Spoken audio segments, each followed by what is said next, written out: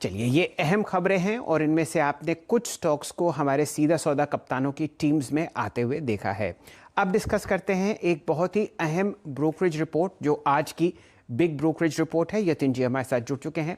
Director साहब आपके सामने प्रस्तुत करेंगे भारती एयरटेल का चार्ट।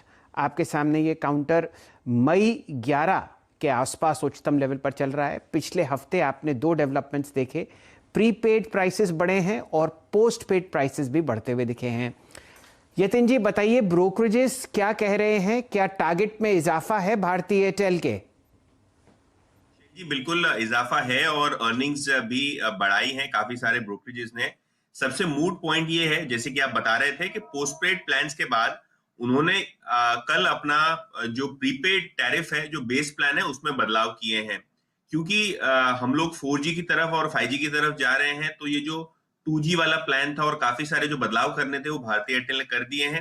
अगर आप यूबीएस की माने तो इनका लक्ष्य स्टॉक पे है 655 रुपए, 655, और 4% का जो आय है उसमें बढ़ोतरी देखने को मिल सकती है, क्योंकि ये जो चेंजेस किए हैं, बदलाव किए हैं प्रीपेड के रिचार्ज में, उसके कारण भारतीय एयरटेल को इसका फायदा होगा। और यूबीएस का मानना ये है कि भारती के बाद वोडाफोन आइडिया भी अपने प्लान्स में बदलाव कर सकता है, जैसे कि उन्होंने पोस्टपेड प्लान्स में किए थे। अब प्रीपेड की बारी है। गोल्डमैन सैक्स ने भी लगभग 665 के टारगेट के साथ भारती पे बाय रेटिंग बरकरार रखी है।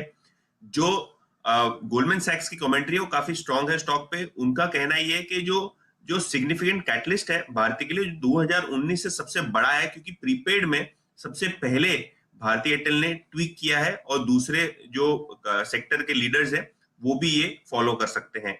सिटी ने भी 660 रुपए का टारगेट स्टॉक पे रखा है और उनका मानना ये है कि जो 2G सेगमेंट में बदलाव किए हैं भारतीय एयरटेल ने और प्रीपेड टैरिफ में बदलाव किए हैं, उसके कारण 2 से 3% का मोबाइल रेवेन्यू पे पॉजिटिव असर पड़ेगा। ये आपके सामने तीन बहुत बड़े लक्ष्य आते हुए दिख रहे हैं, 665, 55 और 660। क्या सिमेट्री आप देखिए स्क्रीन पर। और ये काउंटर आपने ऑल टाइम हाई जो देखी है वो है लगभग 620 की।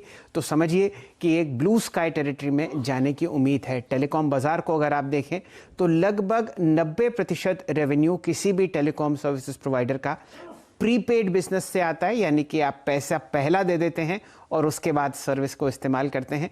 तो ज़्यादातर लोग हमारे देश में प्रीपेड सर्विस इस्तेमाल करते हैं। वहाँ पर आपने भारती एयरटेल को पैसे बढ़ाते हुए देखा है।